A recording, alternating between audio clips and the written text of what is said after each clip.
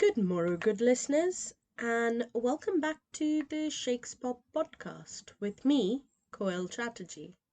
Apologies for the delay in publishing this month's episodes. I've been fighting a terribly inconvenient chest infection along with conjunctivitis. So, not only was my voice sort of coming and going, my vision was way too blurry to do much detailed work. Today, we're going in a slightly different direction and talking about Shakespeare and true crime.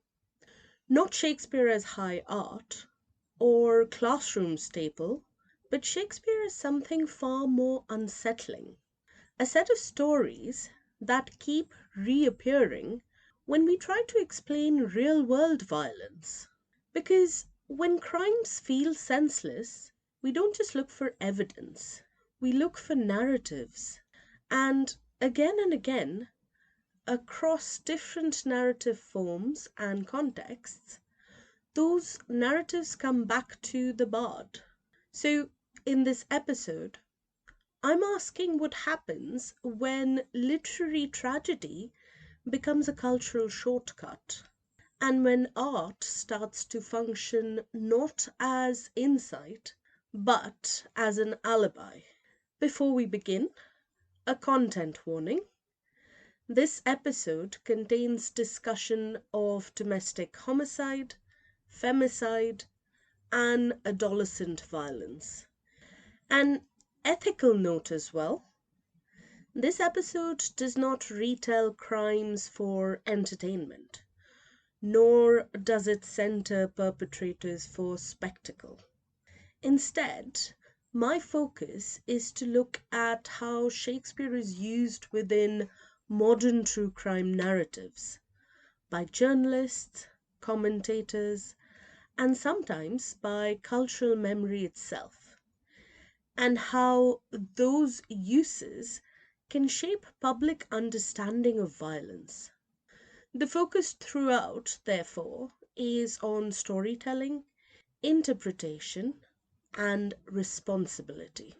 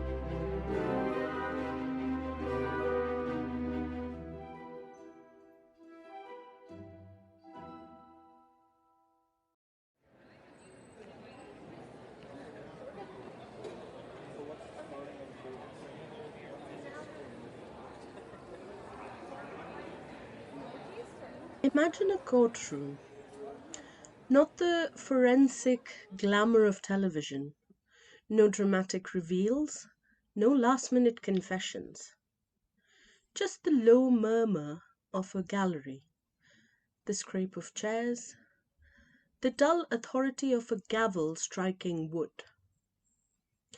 In 1991, in a New Hampshire courtroom, prosecutor Diane Marshall stood before a jury and did something unexpected.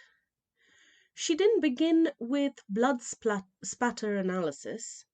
She didn't begin with phone records or timelines. She began with literature. She looked at Pamela Smart, a woman accused of orchestrating her husband's murder through her teenage lover, and she called her Lady Macbeth. Not killer, not even mastermind, but Lady Macbeth. Because murderer wasn't big enough, and manipulator wasn't cold enough. To secure a conviction, The prosecution needed something more powerful than evidence.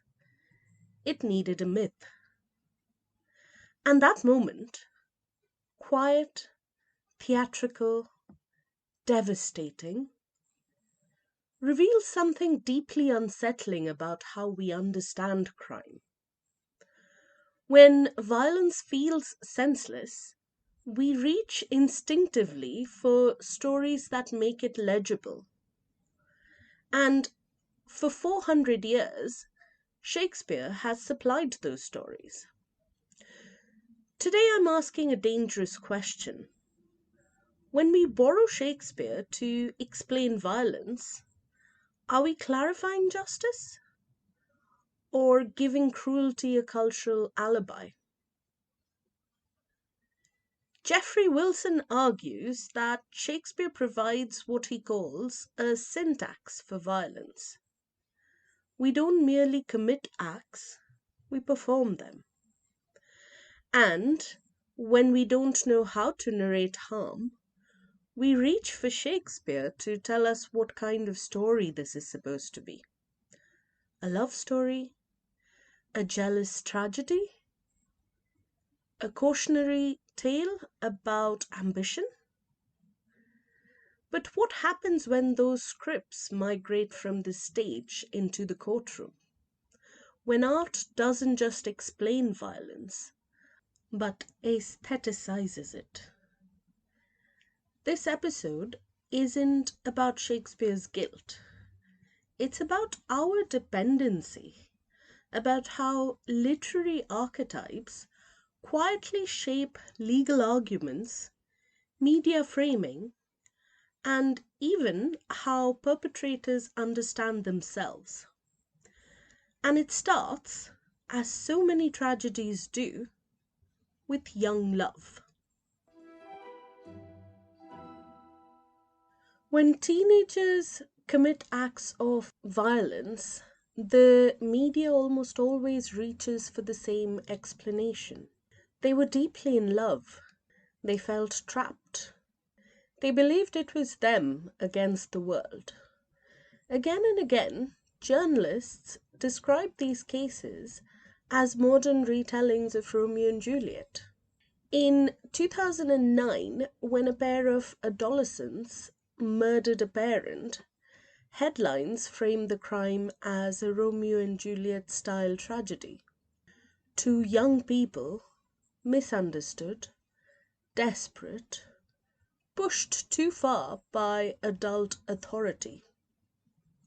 The language matters because once a crime is framed as star-crossed, the victim becomes incidental. The dead parent isn't a person anymore. They're an obstacle, a Capulet.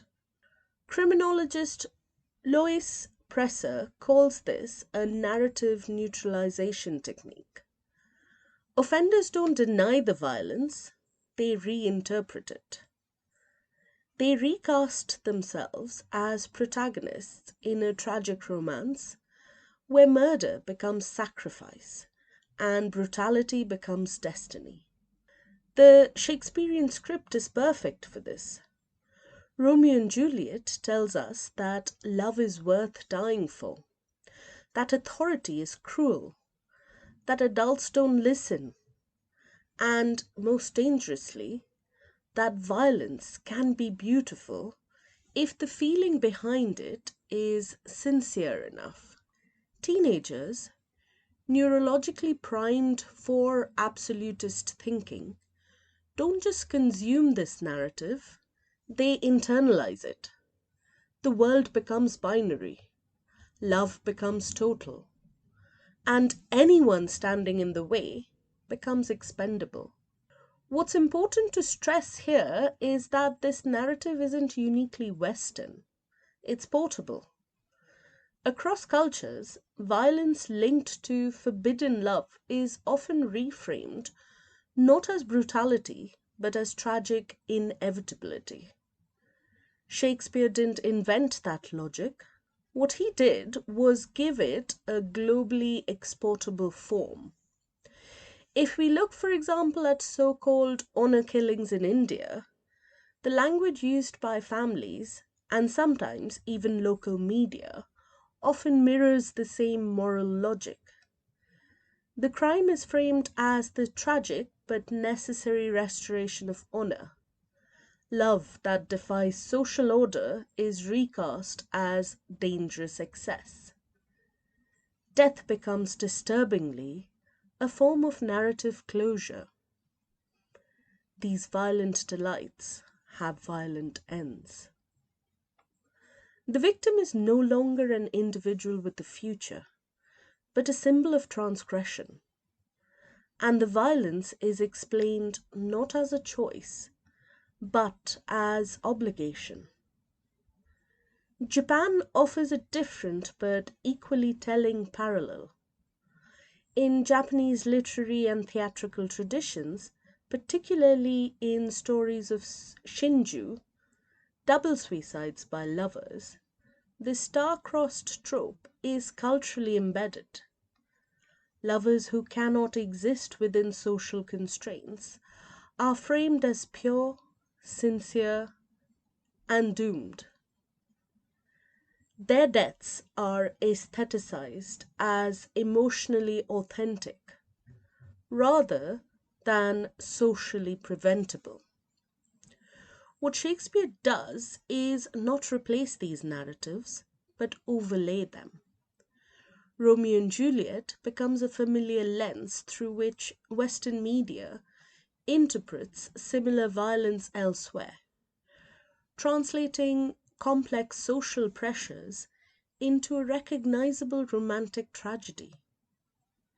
The media's role here is not neutral.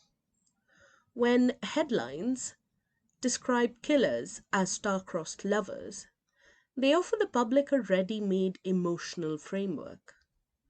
We grieve the romance instead of the victim. We ask what went wrong for the couple, not what was stolen from the dead. This isn't accidental, it's narrative convenience. Shakespeare gives us a shorthand that feels profound, tragic, even noble. But remove the poetry, and what remains is simple: a homicide reframed as destiny. If Romeo and Juliet offers us the myth of noble young love, then Othello gives us something far more insidious: the aestheticization of jealousy. In courtrooms across the UK, the US, and Australia, defense attorneys have long leaned on a familiar phrase: he loved not wisely, but too well. It's a line that appears, sometimes explicitly, sometimes obliquely, in what are often called crimes of passion defenses. The implication is clear: the defendant was overwhelmed, consumed, temporarily unmoored by emotion. And this logic isn't unique to Shakespearean culture. Across parts of South Asia, intimate partner violence is still sometimes narrated as the result of wounded masculinity or dishonor. In Japan, historical narratives of male despair often aestheticize emotional extremity in similar ways. The details differ, but the structure is the same. In each case, jealousy is presented not as a choice, but as an overwhelming force, something that happens to the perpetrator. Clinically, this is sometimes described as Othello syndrome, delusional jealousy marked by paranoia and control. And occasionally, the comparison is made quite openly. In one report from the Times, a murder suicide involving a husband who believed his wife had been unfaithful appeared under the headline Gems Thief Died After Killing Wife in Othello Rage. The phrase refers to what psychiatrists call Othello syndrome, a condition associated with delusional jealousy. What's striking is how effortlessly the reference works. A 400-year-old tragedy becomes a shorthand for explaining a modern act of domestic violence. And this is exactly what narrative criminologists are interested in. Because once violence is framed through a familiar cultural story, it starts to feel less like a choice and more like fate. So, culturally, Othello offers something more powerful than diagnosis. He offers exoneration through tragedy. Shakespeare scholar Emma Whipday reminds us that Othello belongs to a tradition of domestic tragedy. Stories where the household is a private theatre of violence.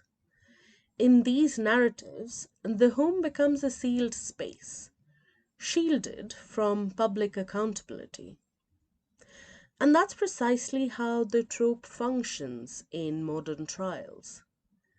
When lawyers invoke Othello, they don't just explain jealousy, they ennoble it. They suggest inevitability, biology, loss of control. The media amplifies this framing with alarming consistency. Headlines speak of the green eyed monster of love turned fatal, of passion gone too far. Rarely do they name what is actually happening: coercive control, followed by murder. Shakespeare doesn't cause femicide, but Shakespearean language softens its edges. It allows us to talk about obsession without naming entitlement, rage without naming misogyny. And while the UK's Coroners and Justice Act of 2009 formally rejected sexual infidelity as a trigger for loss of control, cultural narratives lag behind legal reform. The script remains seductive, familiar, even comforting. Othello doesn't just haunt the stage. He sits quietly in the jury box, whispering that this violence was tragic, not chosen. When women commit violent crime, however, the Shakespearean reference shifts. But the logic remains. She becomes Lady Macbeth, the unsexed mastermind. The woman who knows what it is to love the babe that milks me, but would, while it was smiling in her face, have plucked her nipple from his boneless gums and dashed the brains out, had she so sworn. Media coverage of cases like Patricia Reggiani's routinely describes the woman not as an accomplice or conspirator, but as an engine, the mind behind the crime, the unnatural force driving male action. In Macbeth, Lady Macbeth is terrifying not because she desires power, but because she desires it unfemininely. She rejects motherhood. She intellectualizes murder. She speaks strategy instead of emotion. Janet Edelman argues that this figure taps into deep cultural anxiety about women who refuse containment. When a woman kills, or is perceived to kill indirectly, she becomes monstrous. The Pamela Smart case exemplifies this perfectly. The prosecution didn't just argue that Smart orchestrated murder, they framed her intellect itself as a weapon. Her manipulation wasn't just criminal, it was unnatural. And crucially, this framing erases male agency. The man who commits the physical act becomes an actor, while the woman becomes the architect. The crime is feminized and therefore pathologized. Shakespeare provides a ready made archetype that allows us to punish ambition more harshly when it appears in female form. Lady Macbeth doesn't just explain the crime, she intensifies moral outrage. And once again, the literary script does the cultural work that evidence alone cannot. If today's episode has left you wanting to dig a little deeper, there are a few books I'd recommend. First, Shakespeare and Criminology, which is an essay by Jeffrey R. Wilson. This is foundational for understanding how Shakespearean archetypes circulate far beyond the stage, shaping the way we narrate violence, motive, and culpability in modern culture. For a historical perspective on jealousy and violence, you might also look at Crimes of Passion since Shakespeare, Red Mist, Rage Unmasked by Adrian Howe. Howe traces the long cultural history of the so-called crime of passion, showing how narratives of jealousy and uncontrollable rage have repeatedly been used to frame intimate partner killings as tragic emotional excess rather than deliberate acts of violence. On domestic tragedy and gendered violence, Shakespeare's domestic tragedies offers a powerful lens for thinking about how the household becomes a hidden theatre of violence, both in early modern drama and in contemporary legal narratives. If you're looking for something a little less academic, The Anatomy of Motive by John Douglas is a classic in criminal profiling. Douglas is deeply interested in story, in how perpetrators explain their own actions, often unconsciously, through familiar narratives about love, honor, rage, and entitlement. And finally, In Cold Blood by Truman Capote. It's one of the most influential true crime books ever written, and a perfect example of how literary storytelling can humanize perpetrators in complicated and sometimes troubling ways. Capote's novelistic style raises exactly the ethical question this episode has been grappling with. When does narrative clarity become aesthetic distortion? And taken together, these books remind us of something important. The stories we use to explain violence, jealousy, passion, betrayal, ambition, are rarely new. They are narratives we inherit, reshape, and repeat. And as today's episode has suggested, Shakespeare remains one of the most powerful storytellers behind the scripts we still use to make sense of crime.